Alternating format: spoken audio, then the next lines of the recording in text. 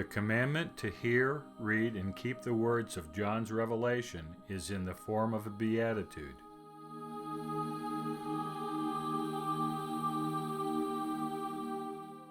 The commandment follows the same pattern of the Beatitudes from the Sermon on the Mount and the Beatitudes from the Sermon on the Plain.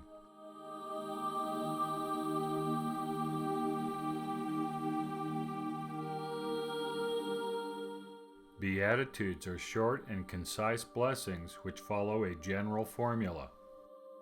Each beatitude has two phrases. The first phrase begins with the word blessed, followed by a personal attribute. The second phrase describes a blessing for those characterized by the attribute of the first phrase. The Beatitudes given in the Sermon on the Mount characterize the unfortunate who stand in need of a blessing.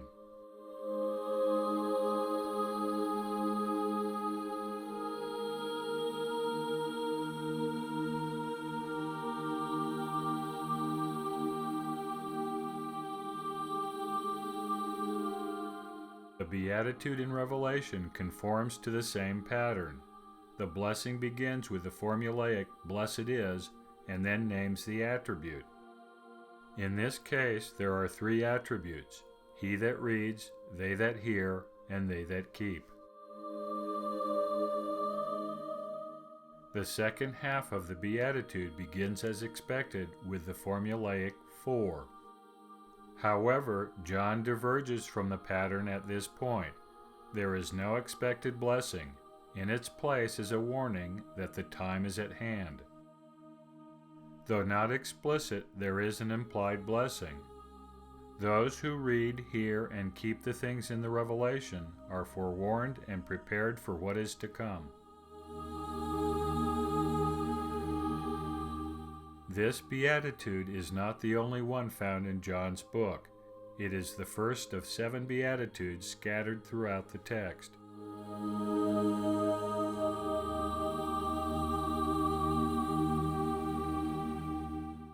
As we noted in the previous episode, the book of Revelation is more than a prophecy. It is more than a blow-by-blow account of the apocalyptic catastrophe that is to come. The book also contains doctrines, commandments, and warnings. Among these doctrines, commandments, and warnings are 7 beatitudes. There are 7 due to the symbolic nature of the apocalypse: 7 churches, 7 epistles, 7 trumpets, 7 beatitudes, and so on. The second beatitude is found in chapter 14 and is addressed to the righteous who die in the Lord.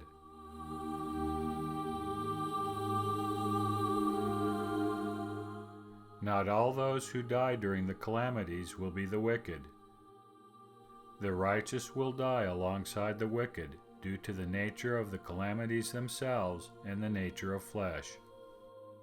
Joseph Smith explained this principle to a small gathering in his house in 1839.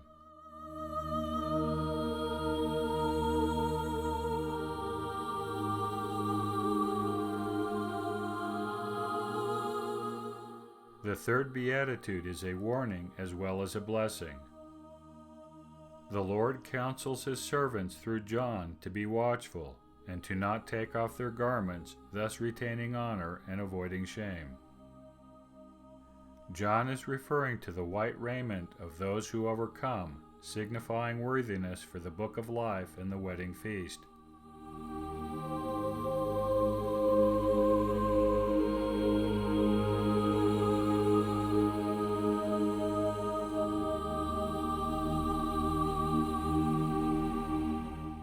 To shed one's white raiment or garments brings shame to those that do so, as the Lord explained earlier in the Revelation. The symbolism and meaning of the white raiment will be explained more fully in future episodes. Those who have kept their white raiment are called to the marriage feast and become blessed for their attendance, signifying their exaltation.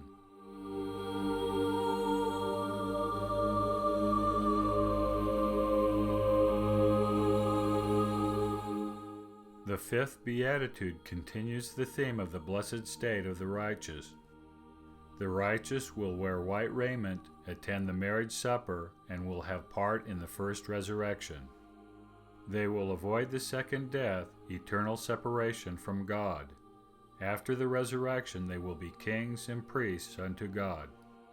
Eternal kingship and priesthood is an important theme in John's revelation and will be addressed in full in future episodes. The sixth beatitude is a repeat of the first.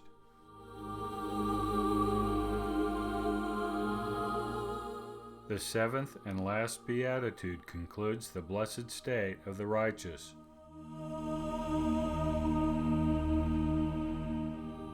They will have access to the tree of life and the heavenly city, indicative of life in the kingdom of heaven.